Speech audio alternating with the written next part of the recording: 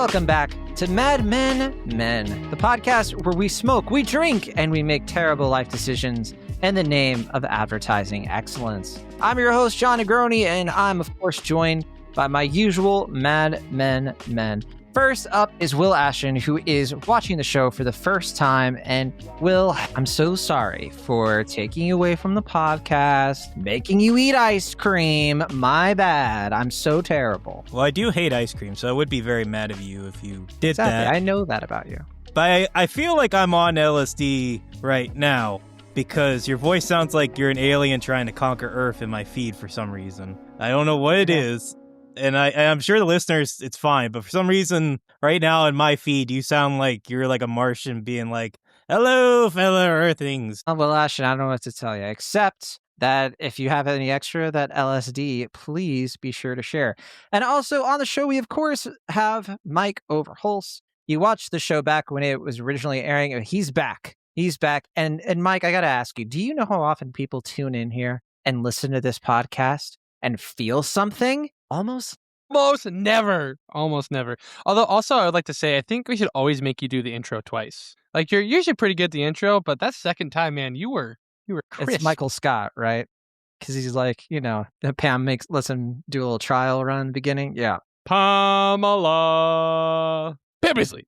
Today, we're talking about Far Away Places. This is season 5, episode 6. And holy shit, this is a very experimental episode. It's the 58th episode of Mad Men. It originally aired April 22nd, 2012. And for the writers, we have Matthew Weiner here and Semi Shellis. I think this is their first time doing an episode. The director here is Scott Hornbacher, longtime Mad Men director. Yeah, so for this one, we are just looking at one day in September 1966. We have 3 interconnected, non-linear storylines that are following Peggy, Roger, and Don simultaneously, but also separately. It's a very unique format. We did have an episode like the Weekends episode where we did one weekend here and then another weekend. So we're breaking with time yet again. And there's a lot that happens in this episode. We're going to go through it step by step. But first, Will, it is your first time watching the show. I want to know your initial reaction to Far Away Places. This is a big episode. A lot of stuff happens. It is a big episode and I like it. I was thinking about it while I was watching this, is that I think we're about halfway into the season now, season 5. And I think this might be my favorite season of Mad Men so far. And it reminds me of how season 5 of The Sopranos is probably my favorite as well, if not one of my favorites to be sure. And I think it's similar in that both shows kind of feel emboldened to push the format, kind of trust themselves fully and completely, and go more into like the psychoanalytical and the lines between not only like work and home, but also like the subconscious and reality. And this episode, obviously with all the LSD stuff, has that kind of quality, but also just like the sort of surreal idea of like all these stories having a kind of like poetic mirroring of one another and like kind of interweaves within like the timeline and like kind of bouncing between perspectives and different time points. And you kind of have to like be keeping up with it. I don't know. I like when it's like trusting the audience and it's trusting itself to be, a little bit more audacious, still true to the show and what we expect from Mad Men, but also having that sort of like classic novelesque quality that we expect from the show, but also playing more with experimentation and also obviously being a little bit more cinematic about it in the process. Yeah.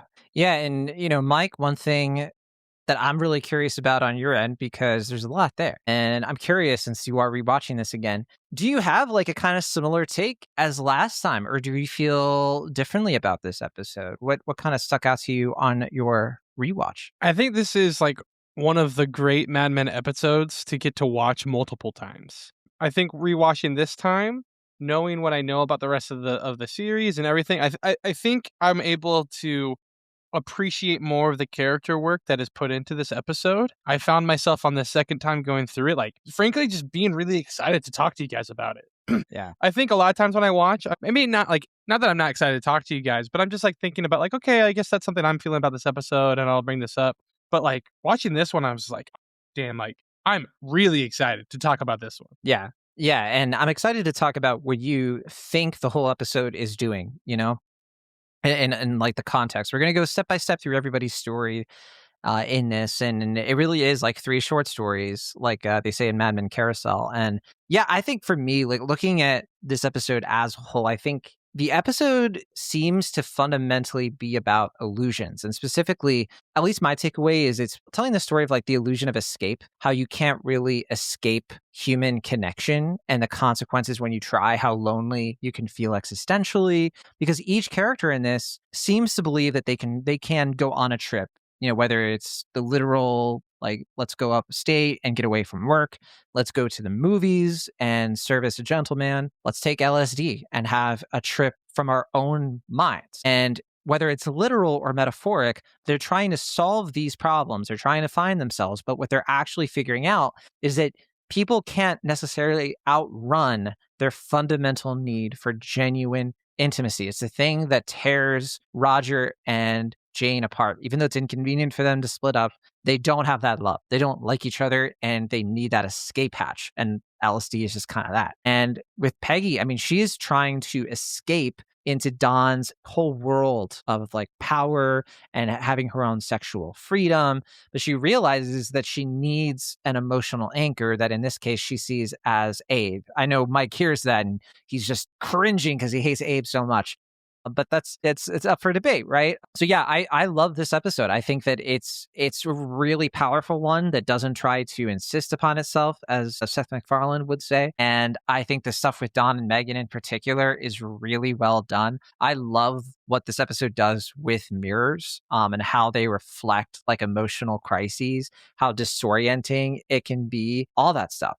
And yeah, it's a great episode. All right, so let's talk Peggy. So, quick overview of what happens to her in this episode, her story. She's struggling with Abe, her boyfriend, over like work-life balance and all of that. She is trying to give the Heinz pitch solo without Don's help because he takes Megan away. The pitch completely fails and she's taken off of the Heinz account. She then goes to the movies, which is so relatable. I very much appreciated that detail. She smokes some weed. She has an anonymous sexual encounter with this random guy who she does not know. And then she has this kind of like late night conversation with Ginsberg where she learns a bit about his origins.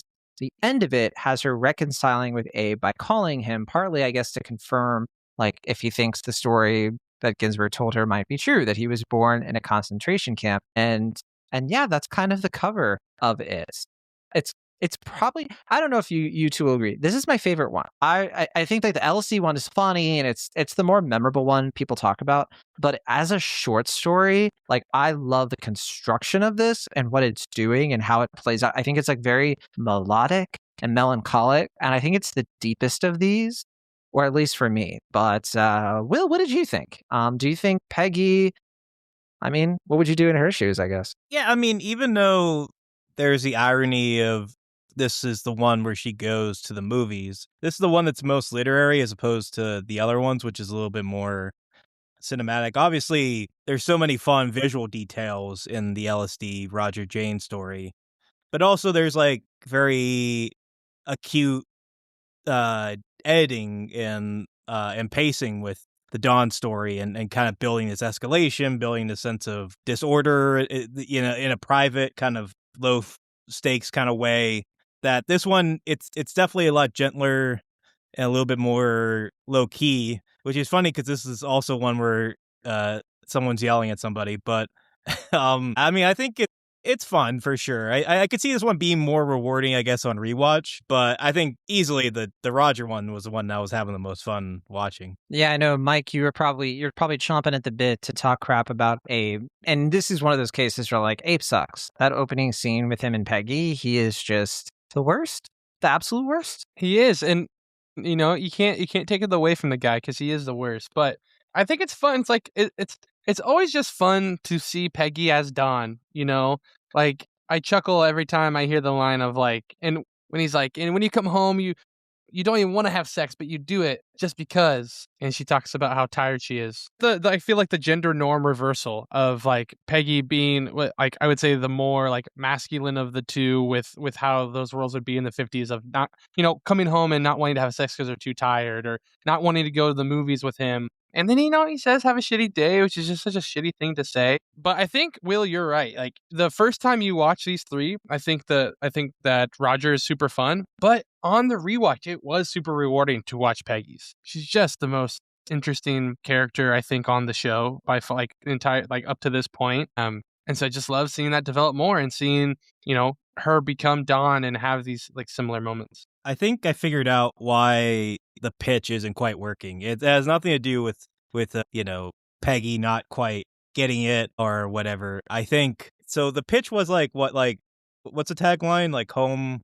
is where the Heinz is. Home is where the Heinz is, and you see all these like friends together, hanging out by the campfire after they're haven't eaten beans or are eating beans or whatever it is. And I think what it was missing is you see them all together. They're gathering around the fire. Where's the dog? Was that? Where's the dog? Yeah, that's we do need a Chauncey type there, and that's obviously a big oversight too. But I'll get to that in a minute. What happened, I think here, and I think he's afraid to say this for understandable reasons. But they're all together. They're eating their beans. They're laughing. They're talking, and then one guy just accidentally lets out a huge fart, and everyone's quiet, and nobody knows what to do or say. He's obviously embarrassed. And then across the fire, the one girl lets out a huge fart. And then everyone's doing it, and they're all tooting, and they're all making music together. The dog comes out and lets out the biggest rip, but straight into the fire, and it makes a little explosion. And it kills him. And then Peggy turns, and then and Elizabeth Moss voice goes, "Beans, the magical fruit." Right, yes, yeah, that's exactly it. Heinz, friendship is magical. And then you have to appreciate that baked beans, and then she gets baked, a scene later. You could connect to, in the director's commentary, they were talking about how, Weiner definitely intended for this pitch to be read as good, but the frustration, he wanted the audience to feel frustrated too, of well, what's wrong with this pitch? Why is Raymond being such a pill about it? And, obviously it's because it's not as good as Will's pitch. But also, I think that the pitch is trying to be artistic because it's trying to grab from Peggy's real life experiences. I think that it's not a coincidence that Abe is kind of the character that starts this off, because he has that whole line of I'm not a focus group. And if you recall, the first time that they had sex, the first time they really connected was after a night at the beach with a bunch of young people. We didn't see anything with a fire and beans and that stuff, but you can infer that Peggy is drawing from this experience, using her experiences with Abe. That's frustrating him because he's feeling like all she cares about is work and she's not prioritizing him. She's frustrated because she's trying to be Dawn. She's trying to do a day as Dawn, and she's even trying to act like him, and she can't do it because she still hasn't understood the advice that Bobby Barrett gave her in season 2, which is don't be like Dawn. Don't even try. You be a woman. There are strengths to that. And it's her leaning into who she really is and how she can actually, find a way in that isn't patronizing to her gender, but also is true to herself and her honesty and whatever artistic expression she wants to go with. I don't know if that's too far. I was gonna say, it also hit me though, just like empathetically, when she gets off the business. I was thinking about how I would feel in her shoes, now in my real life. That would feel like the worst thing in the world, to be so nervous and stressed about this pitch. Been working on it for months. What should have been well, and then it doesn't, and then getting kicked off of it immediately, just like that. That's one of those things. I would also get super drunk, high, and go give a stranger a hand job in a movie theater that afternoon. I would not recover from that very well. Will, what was your read of that? Why do you think Peggy is asserting her dominance in such a way? Because it starts as the guy starts to try to masturbate her, and then she's like, no. Well, throughout the beginning of the episode, she's seen as kind of adrift and powerless. The first scene, she's looking for this thing that Dawn gave her. She can't find it. Her boyfriend is being condescending to her and also passive aggressive about, she's trying to focus on work, and he's going we don't have sex enough, all this stuff. And then, at the workplace, she, I think she wants to have some sort of leadership role, but more than anything else, I think she wants everything to go smoothly and not feel undermined, which he is by Dawn basically taking Megan away from the pitch and also just fucking off in general and not even really being involved as, Cooper Bert Cooper lambasts him for at the end of the episode. So I think it's just like this compounding, like she wants to be assertive in some respect. Like she wants to feel like she's gotten to a position where she's not like where she was before. Like she's done so much in this office space to like prove herself to not just be, another pencil dress in the office, like someone who is, making big creative decisions and being assertive and all this stuff, like I said before. And then she's just in this episode constantly undermined, so that when, she tries to be like the Dawn type to kind of get the upper hand on something, it backfires. Then when she goes to the theater, even though she probably would have gotten more out of being masturbated, she wants to have some power, which is why I think she jerks that guy off, even though, she's basically, having to, jerk some guy off. And then washing her hands right after. Well, not right after, but in the editing way. Yeah, I because... like, yeah. Sorry? I was going to say, like, I'm assuming the bathroom is in the movie theater when she's washing her hands. No, it's in Sterling. I thought it was in Sterling Cooper. I thought it was just being crafty. Like she went to the bathroom there as well, but they're being crafty about it. Yeah, probably. Yeah. Why would she walk to office with cum on her hands? Like, what are you thinking? No, obviously she did. She just had to piss. Right. But I was going to say, too, some fun trivia about the movie theater scene in particular is that, so the movie they're watching is called Born Free. And so not to be confused with The Naked Prey, which is the movie that Abe wanted to go see with her. And so it's a different film. But as they are in the theater and you see the guy, according to Weiner, the casting call had his character name as handjob receiver. And this is my favorite bit of trivia. So apparently, Elizabeth Moss was on the commentary and she was like, this is one of the most awkward scenes I've ever had to do, partly because when they were first trying to do it, he was sitting on the wrong side and she's left-handed. Shout out to Elizabeth Moss, who we are both left-handed. And so that's why you can kind of see her like moving the way she does to use her left hand instead of her right hand. And it looks kind of awkward. And they just kind of kept it that way because I guess it was like, you know what, fine. Rather than have him be on the other side, I guess it was more important. And it does also look kind of awkward the way she does it. Mm-hmm. And maybe that makes it better because then you can like there's no ambiguity, not that there would be anyway. So I think it works out. And poor Elizabeth Moss, has to suffer the indignity of having to talk about hand jobs on the mic with Matthew Weiner, a man who is known for saying inappropriate things on the mic. I can only imagine what inappropriate things he said during the commentary. 100%. She has that whole conversation with Ginsburg. He kind of layers in like, I'm from Mars. He talks about displacement. Displacement is brought up in every story. Roger says to Jane, like, I don't want to displace you. And I forget, somebody said, I know Don and Megan, it gets brought up, but I forget the exact context. Also, like Jewish stuff gets brought up in the first two stories because Jane is Jewish and she speaks Yiddish at one point, and of course Ginsburg. But we also learned that Ginsburg, that's not his real father, that he was born in a concentration camp, but he says that that's impossible. Some people have disagreed on, like, is he telling the truth here? Or is this one of those things where he wasn't born in a concentration camp, but he was told that by his adoptive father? Is it just vague on purpose? What do you think, Mike? Did you take it straight? Yeah, I mean, I think the real answer is I don't care. I don't think that's the point. But if there was a gun to my head, I would guess he was born in a concentration camp. Pretty wild. I mean, you have to remember, too, it's like, this isn't that far removed from the Holocaust. And so that's why it's like even more kind of like, whoa, when you watch a show like this and it addresses that so directly. What about you, Will? Did you have a takeaway that might be different? Well, I mean, I think it's apparent that one story was true and one story was false. I like to think Trace and Kant story was false, but the Martian story was true. yeah. And then, there's like a scene at the end, like from The Man Who Wasn't There, where like you see the spaceship, hovering over his apartment, and he's just like looking up at they it. Still don't like, believe me. Right.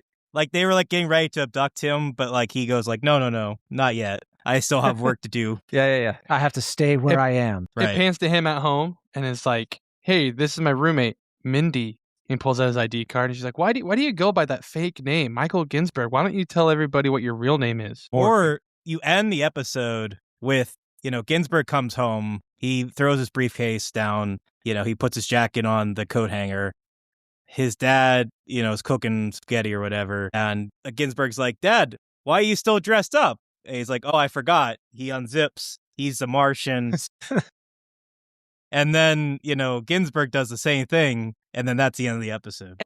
Dad idea was farts. that- Oh, yeah. But I thought the idea was that he's a Martian, but that's not really his father, Will. But we already found some plot holes in your theory. It's a good scene. I think that, yeah, I take it as the Mars thing is, of course, him trying to process his trauma. Like, when he's saying, it's impossible he was born in a concentration camp, so he must be a Martian. I think it's something to say, like, why would he tell Peggy this? And my takeaway from that, I didn't really catch this the first few times I watched this episode, but I think, honestly, it's because you have the whole thing where he's on the phone with his dad the first time we see him, and Peggy walks in, and he has that great line, I love it, where she's just like, oh, I just had a conversation just like that. And he's like, no, I think ours are different because yours was private. And I was just like, damn, true. And Peggy's like, God damn, like, my bad, bro. Like, what the like, fuck, chill, bro. And then later, she walks in on his actual dad being there. He's like, again? And it's like kind of comedic. So finally, when they're in the office, he's like, all right, well, you're already like, you're already in it. You're in the mess. What if they had like a nice bit of foreshadowing where you don't hear what he's speaking on the phone, but it's clearly like not English, like it's some messed up language. Yeah. Like Abed from Community, if Right, he's yeah. trying to fool Troy. I do have a genuine question on this topic. Like, I think the window shot in this scene is cool, but I'll be honest, I don't totally know why they did it outside the fact that it's cool. Well, the reflection and mirrors, like the kind of thematic thread throughout the whole Yeah. episode. Duh. Dude, get that fly off your face, dog. It's a little fuzzy. I can't get it. All right. If only John had a mirror, he could get this dang fly off his face. He would never hurt a fly. Let's go to Roger and Jane. This is the acclaimed set piece. Everybody loves the LSD scene. It's, fun little fact about it. LSD was legal up to this point, believe it or not. But we kind of, this is where in the episode, people started to understand, like, oh, this isn't a chronological episode. Weiner said that he believes most people probably get it. Like, once you see Don going into the office and Roger's observing him, it's like, oh, this is that same day. Or unless you're paying good enough attention, you're like, Howard Johnson's, what? Wasn't that where? But, a lot of people, it's like blinking to miss it, right? But basically, Roger wants to go to Howard Johnson's because, he wants to escape this dinner party with Jane's intellectual friends. But, of course, Don is like, I'm just going to take Megan. And he just kind of bosses Roger around like that. So then Roger takes LSD with Jane and her psychiatrist social circle. We actually don't know it's her psychiatrist yet, but, some people might think it's obvious. They start to experience a bunch of hallucinations, and they have some actual honest communication for what seems to be like the first time in their marriage in 3 seasons. And then both of them realize that, yeah, their marriage is over during the course of this LSD trip, and they decide to amicably separate from each other the next morning. So here is the question. And we'll start with you this time, Mike, because I know you're the most experienced with drugs out of all of us, even Will. What do you make of Roger's LSD trip and like how it's brought to screen and what it's doing here thematically? Not to undercut the point, I just learned, literally just now, that there is a Howard Johnson 3.3 miles away from my home right now. Are we going? Isn't that Let me look crazy? at how far mine is. Isn't that crazy? Yes. It's not a destination, Mike. It's just on the way to something. Yeah, on the way to my grocery store. It's so close.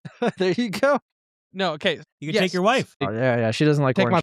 The nearest one for me is 49 miles. Get out of town, literally. Losers. Yeah, seriously. Sorry. You were saying, Mike. Dude, I not to like sound like every person in the world, I love this scene. I love that it's like punctuated by like the Beach Boys. Yes. First, it was timely with not to date the podcast, but Yeah. it was great to hear Brian Wilson. That was genuinely pretty moving, I felt. Yeah. Not in an intended way, but just, because I didn't expect that. I don't know Totally. why, but yeah. But I love it because like known like LSD users, some like I just love that they don't go like this classic LSD like kaleidoscope like sitar. Oh, I look at my hand and now it's tie dye and all this It's all stuff. Like, practical effects. They and- say it in the commentary. Yeah. and I really love that it doesn't really hit you until like the Russian operatic sting. It to this day So great. kills me. It's so great. So just I love the choices there. But I love the little yield my cigarette. time. That's my Yep. favorite part. accordion cigarette, the Tetanite mirror thing. Don't look in the mirror. And it's like, yeah, every beat of it is so great. So Will, it sounds like you had a good experience with this one. Would you take a hit again? Yeah, I mean, and I know Matt Solarsize kind of comments on this as well, but I like that it's funny, but it doesn't feel like judgmental. Yeah. In a way that's like, it's, talking about it in a way that's like, whoa, like obviously there's humor to be found, like, whoa, like the bottle singing, and my hair is crazy and all this stuff, but it's not doing the like, I gotta get out of here, and then like everything's upside down and like people have fish heads or whatever. The little details of like the note, like I'm Roger, here's my address. Yeah. Yeah, I think it's all really fun. The accordion cigarette is especially fun because it's possibly a connection to Joan. I don't know if that's just a coincidence or if that was just, it's just the fact that the accordion sound makes it funnier. But either way, it's a winner. And I was curious what Mike felt about the World Series scene when 1919. Yeah. And real quick for listeners who are like, what would the connection be to Joan? If you recall, Joan had a whole like accordion sequence where she played it, and that's what Will's referring to. Just in case folks forgot. But sorry, yeah, Dude, Mike, baseball. Love when baseball comes up, but dude, Jane being like, were you there? Will's like, who wasn't there? Like even Roger was. Well, I mean, I meant in the sense of like Roger is vicariously living through it, even though he claims he was there originally. I feel like there's something about like he's trying to invite Jane, who would have been like, I don't know, an infant when that happened. I guess maybe not even. She wouldn't have been alive, right? Because that was 40 some years. Oh yeah, 45 years ago. Yeah, so yeah. So she wouldn't. Yeah, she wouldn't she's even only be like 23. Yeah, so yeah, I love where he's just like, don't you remember? Where he's just like pointing at like, yeah, and like pointing out the different cars, and Jane's like, you're like basically like looking like she's scared, but just more confused. I don't know. I thought that whole thing was fun. And sorry, Jane is probably 26 because she's 21 when we meet her in season 2. That's 1961, and this is 1966. So yeah, she's like 25, 26 at this point. My bad. Was it the 1919 World Series, or was That's what he said. A Yankees World Series? He says 1919. If it's 1919, that's also just an interesting layer because that's like the scandalous World Series where the White Sox threw. The only thing that Weiner really says about this is they had to reshoot it because he wanted Slattery to be more gung-ho and enthusiastic about it, because he was like, you really need to sell it.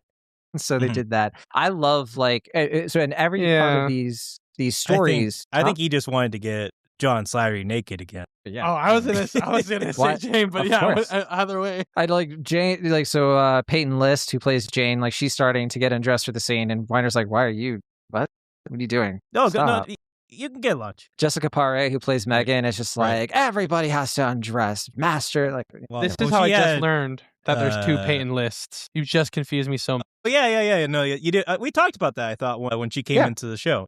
And I have a surprise, Will Ashton. She's going to be on Mad Men Men. Come on in. Nice. Well, you've already had at least one Mad Men actor in, so it's not out of the question. We just wanted to surprise. It will surprise Mike this time, I guess. Yeah, that'd be fun. I thought you were referencing with Megan the fact that she was in Hot Tub Time Machine, and she has like the famous bath scene. I thought that's what you were she is in Hot Tub Time Machine with Craig Robinson, who just quit acting or comedy or whatever. He said he quit comedy. I think I've seen that scene. I can't remember. Mike's just like, let me rewatch this scene real quick. Huh. This looks very familiar. I'm going to slow it down. Let's watch it again.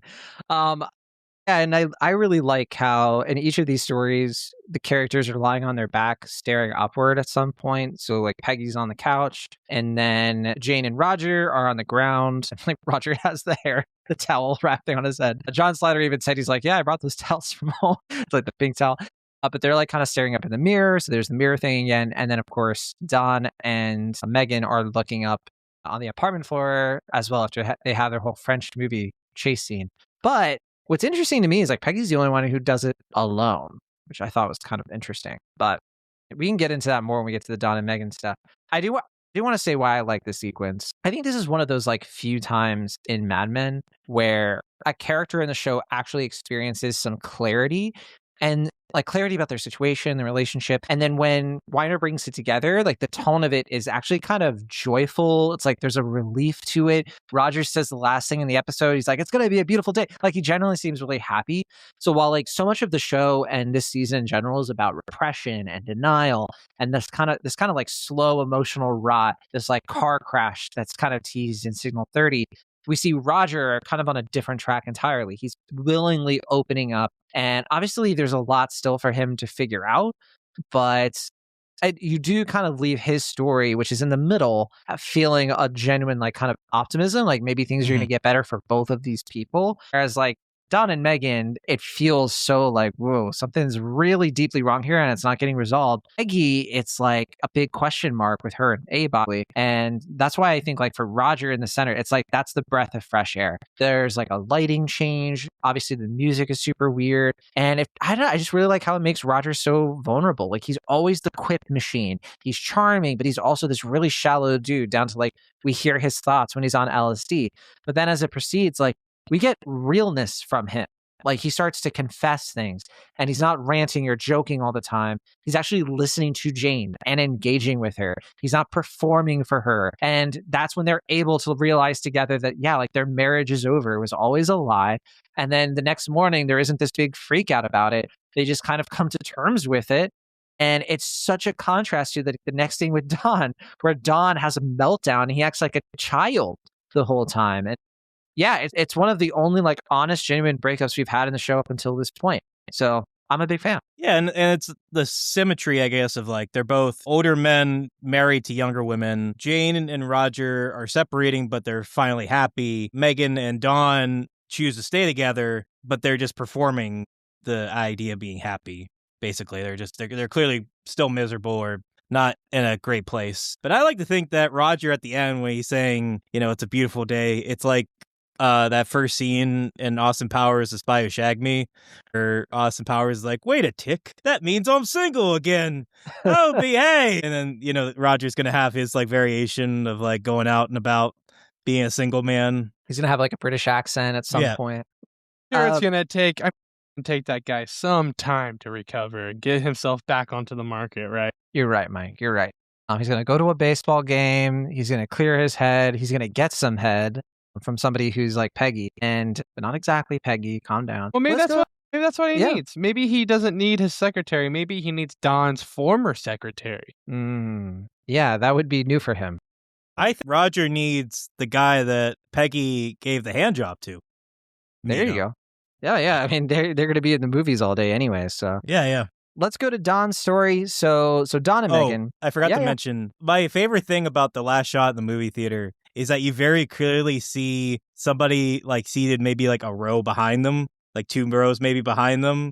And I just can't imagine like how awkward it is for them. They're very clearly like smoking weed and like getting each other off. And he's just like, yeah, I guess this movie's pretty good. It's like when Mike and I were trying to watch Happy Time Murders. Or sorry, Maverick and I. Yeah. My bad. All right, so let's go to Don and Megan's story. So Don takes Megan on this kind of impromptu business trip that's really just kind of like an excuse to get away.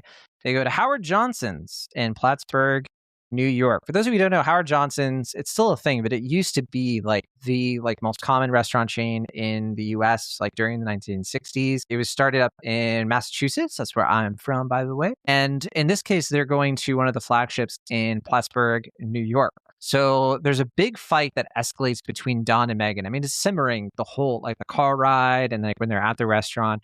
But Megan starts criticizing Don's treatment of her. He ultimately abandons her at the restaurant after she mentions his mother. It's kind of a low blow, but I mean, he kind of earned it in a little, I'm just going to say. And then he returns to Howard Johnson's. He gets a little bit of that clarity to find that she is missing. He searches frantically for hours. He doesn't know what to do.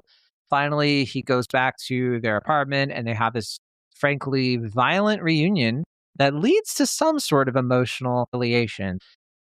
For this story, I mean, it's the big bombast. It's the one that kind of ties it all up, although we do have kind of an epilogue with Bert right after this. But my question for you guys, I'm curious, like, what do you think Don is really running away from? Like, Bert says he's on love leave. What do you think is really motivating him to just blow off everything at work and get away from it and do this thing with Megan? I mean, what do you think is really happening there under the surface with him? We'll start with you, Mike, because you're a genius. I think it goes back to the reason that they threw in the Disneyland stuff and that they hit like the vacation is over note. It's because he's trying to get back to that feeling he had at the beginning. Kind of like what, his ex said. No, I'm frozen again. Just kidding. I'm not frozen anymore. Will's just frozen. What? It goes back to the Disneyland scene. It's like why it's there. It's Dawn trying to feel like he did at the beginning when it was whimsical and easy and light before it was real, because again, he just wants his idealized version. He wants what he thinks is the life that he's at now, instead of reconciliating marriage and relationships take work and take effort, and they don't just come easy. So I think that's what he's reading. Yeah, like instead of literal mirrors, what happens in this story is Don is looking at Megan and trying to see himself. He sees her as a mirror, but she is decisively not. He's like, you don't like the orange sherbet? You don't want to get away from work and not do any of this stuff?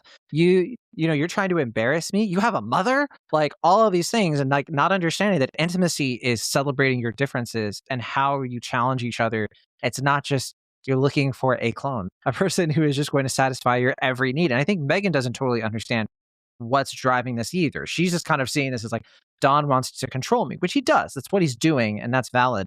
But I think she's kind of seeing it from a different motivation that he has. And he is that's why they're fighting so viciously, because his identity is being questioned. He's being like, well, it's not that I want to control her. I want to protect her, which is like such a thing. It's such a horrible summation of like their dysfunction. Well, I know you've been rooting for Don and Megan from the start. You text me every day being like, I can't wait to see how their relationship just gets stronger and stronger. I feel like this whole show is just about Don and Megan at this point. So what did you think of this? I mean, it's sad, obviously. I don't particularly like seeing Don in this deeply angry, spiteful place. I mean, I didn't think he necessarily was going to hurt Megan or anything, and thankfully it doesn't seem like he did, at least physically.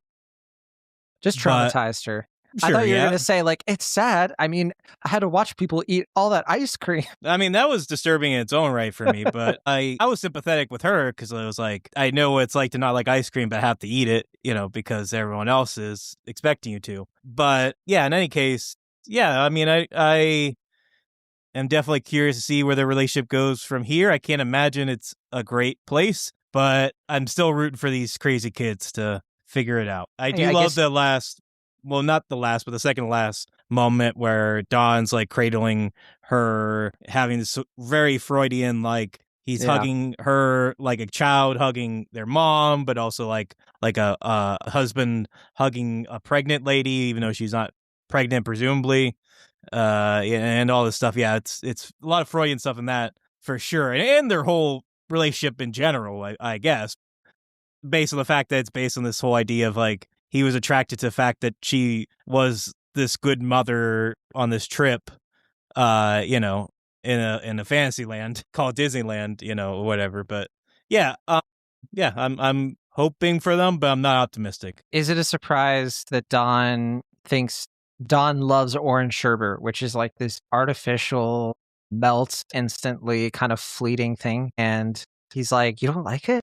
Why don't you like it? It's so clear that it's like, because it's so exemplary of like how Don operates with like the fleeting happiness of it all and the advertising of it all, and his double standards. And I really dig too this whole thing and how it really exposes like the limits of Don's control over other people. And it's kind of similar, like Peggy does the same thing. She tries to be like, you do like it, you're just trying to embarrass me, but she does it to the Heinz guy. And it's like, she's a lot more like Don, than I guess she wants to admit. But I think like if you try to read into like Don's motivations here, like he starts this day thinking like, oh, I'm going to recapture, something that's spontaneous and romantic with Megan, which is why we see the shot from Tomorrowland, which by the way, that actually is, so when they're in the car and it's the flashback, they actually did shoot that while they were making the Tomorrowland episode. They didn't, do a whole new thing. They just didn't use that scene because they ran out of time for that episode, but they were able to bring it back here, which I thought was really cool. It's funny that Sopranos does something like that in the 5th season as well. There's a lot of Sopranos in this episode. Yeah. Is this called Sopranos? I'm sorry, Mike. We didn't mean to offend you. Gosh, dang. Well, you did when you started talking shit about orange sherbet, which is one of my favorite ice creams. But I do think, because they have like the surprise road trip. There's like this fast food Americana. It's very American. And I don't think, like, that's where the displacement kind of starts to come in, because she's French Canadian. And I think that's why he like kind of criticizes her for like like you speak French on the phone with your mother, and it's like she speaks English, and like he's being a bit I don't know if racist is the exact word for it, but it's something prejudiced, bigoted, whatever. And when she actually pushes back on him because she doesn't want to just be controlled, and then he leaves her and all that stuff. It's one of the first times we've seen like Don's not in control. We see him like really panic, and we've only seen that like a few times, like when he thought he was going to get exposed by the government for the security clearance in the last season, and when Betty confronted him in the third season about his identity, like where he's just like, I'm not in control, something bad could happen to me. He gets into that fight or flight, and yeah, I think that helplessness is super rare for him, and it's really revealing. So I really appreciate it. But I do have to say, maybe you guys agree, I love seeing how giddy he gets about the whole Howard Johnson thing. It's so relatable and weird for Don, where he's like, you are in for a treat. Like, he's acting like a real dad. I mean, it kind of speaks to artifice too. It's attracted to the idea of like going into like a make-believe, a sort of like, it's like a hotel restaurant deal, right? And like a pool and all this stuff, like this idea of like escaping into another life and like kind of like letting your worries from your past or for your real life sit away so you can just kind of enjoy this moment like away from yourself, I guess. But obviously it gets too real too quick. No, that's exactly, yes, it's too real because Don, this is intimacy. This is how intimacy is supposed to work. But Megan can't fit into Don's fantasy of intimacy, where she's this young and beautiful, understanding wife who also happens to be his creative equal, but she also does whatever he says, and she pushes back. And like that's what creates real intimacy, because Don won't confront her as a person. He's just projecting, and she's refusing to be like charmed and managed by him. And so the deal is that like she is a strong enough person that she's not going to play along with this stuff. And he rejects that because he's like, he's not ready for that real connection, the connection he thought he was feeling in Tomorrowland.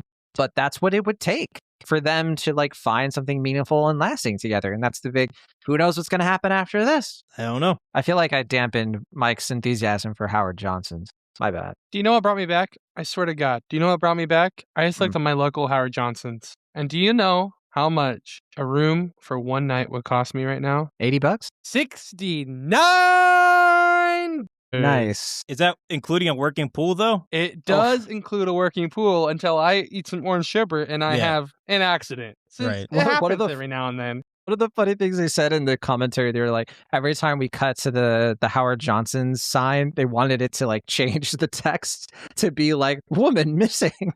And then pool open again, just like over the course of the night. Oh, man. By the way, the fights that they have where like he chases her and stuff, there's a French movie that Weiner said he was inspired by for this. I mean, French movies in general, but he says Max Ophil's anthology films, particularly Le Plaisir, which is a 1952 film, and Laurens, which is 1950.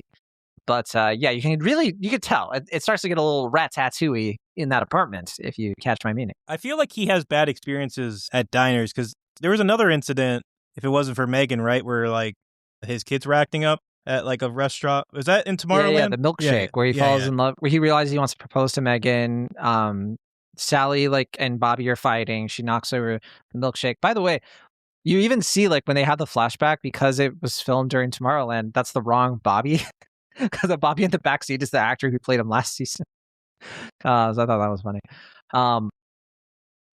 So some trivia stuff too. We got to do trivia. Oh, and Will, because you mentioned the diner stuff. There was also the Greek diner he went to with Peggy, and there was a roach or whatever on the wall. So yeah, bad experiences with diners. You're right. Was that the same set, by the way, for Tomorrowland, for that diner? No, so this set, I actually was just about to get into that. The exterior of the Howard Johnson scenes were filmed at a former Howard Johnson's location in California, Baldwin Park.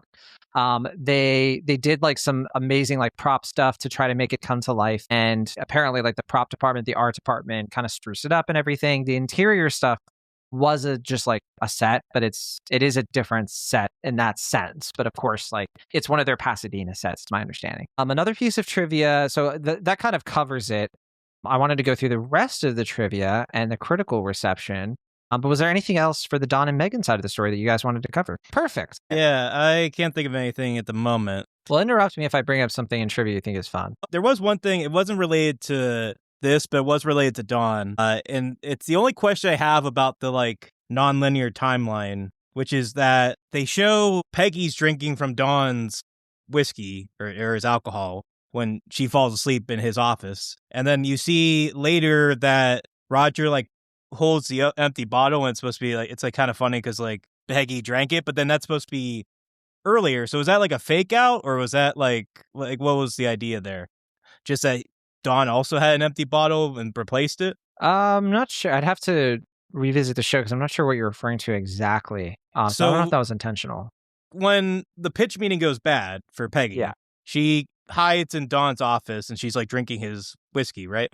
And she falls asleep on his couch and Dawn wakes her up. So the idea is that like she like drank all this whiskey or whatever. And then she took it into the office too because she's drinking again with Ginsburg. And it's like, it is starting to get emptier. Yeah. But then later when Roger goes into Dawn's office, and this is supposed to be before, like when he's setting up the trip, right? He holds the empty bottle. And it's the same. I mean, it could just be an empty bottle and they got that's what I mean. Is it like is that a fake out or was that a continuity error? Could be a continuity error or it could just be like an over. I don't know. I'd have to check because, I guess we are assuming that it's not her bottle of whiskey she brought from her office, I guess. Well, don't they show her drinking from Dawn's whiskey? Yeah, but she could have brought it in there. Jesus Christ. Okay, I don't know. Does she want to drink his alcohol and get in trouble? I don't know. I mean, I thought that was like the point. Is that like she thinks she's Dawn, so she's even drinking his alcohol. Yeah. But I mean, I think she'd be a little bit more careful about that. Which, by the way, one of the pieces of trivia is that this is one of the very few episodes where Dawn doesn't drink any alcohol. We don't see him drink anything, and that is weird for the show. Well, he doesn't have any alcohol because Peggy drank it all.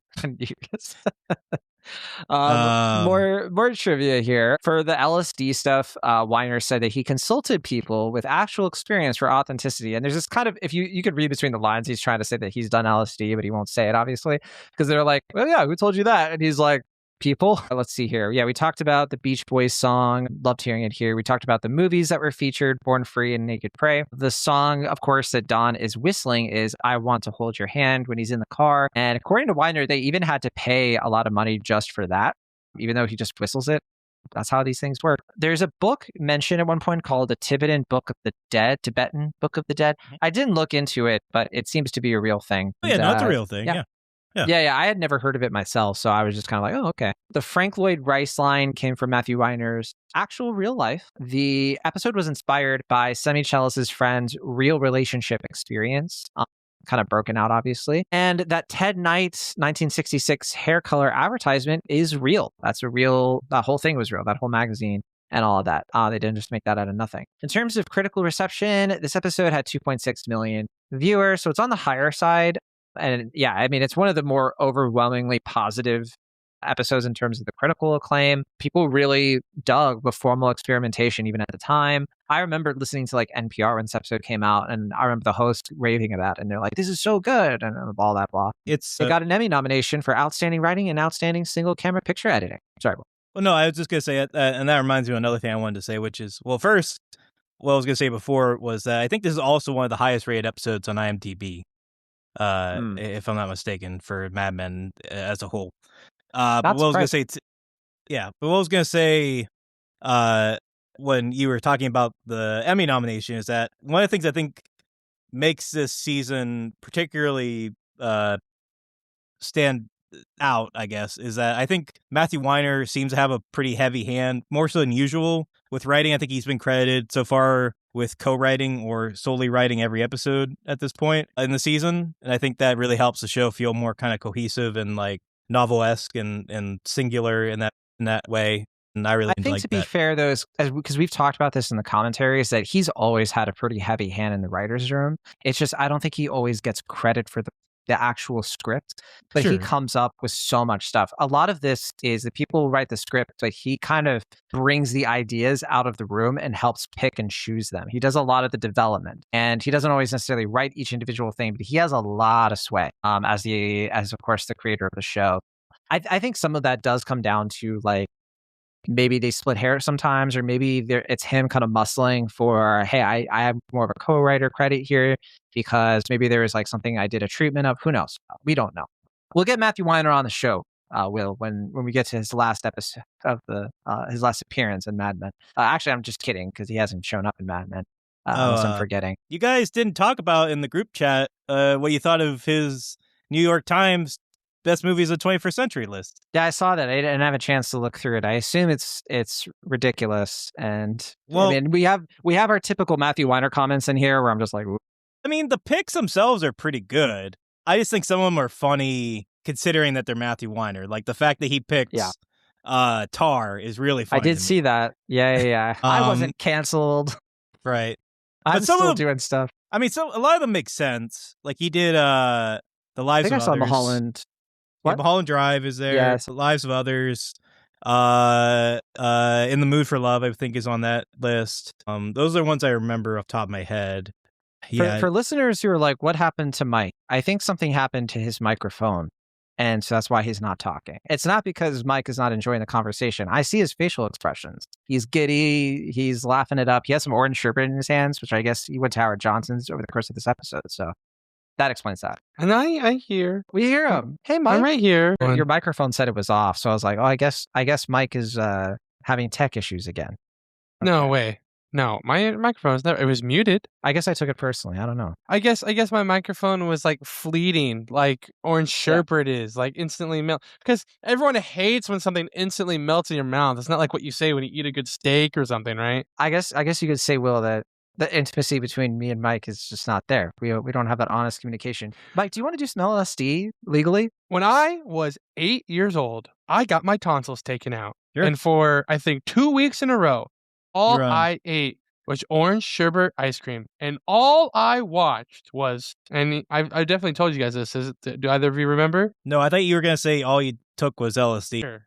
All I watched was Hook. Okay. I watched Hook. I would watch it, and it would stop, and I'd rewind it, and I would watch it again for weeks. For weeks, brothers. Wow. Well, I can't believe it. It's a good movie, good picture. Is it on your best movies of the 20th century list? Number one, baby. So the other movies on the list, Anora, Portrait of a Lady on Fire, Spirited Away, The Zone of Interest, The Act of Killing, and this one's, I think, kind of funny to me, Synecdoche, New York.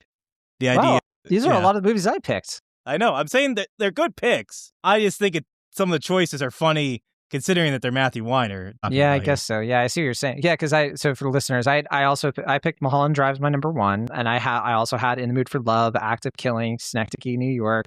I didn't have Nora or Tar, but I did have Portrait of a Lady on Fire too. Yeah, there's a lot of overlap here. I'm a little curious. Well, it's Spirited Away. Yeah, right? Spirited Away as well. Sheesh. Am I just basic? What happened? Don't answer that, please. Next, you're going to be making inappropriate comments in the commentary track. Yeah, I guess so. No, don't leak our group chat, folks.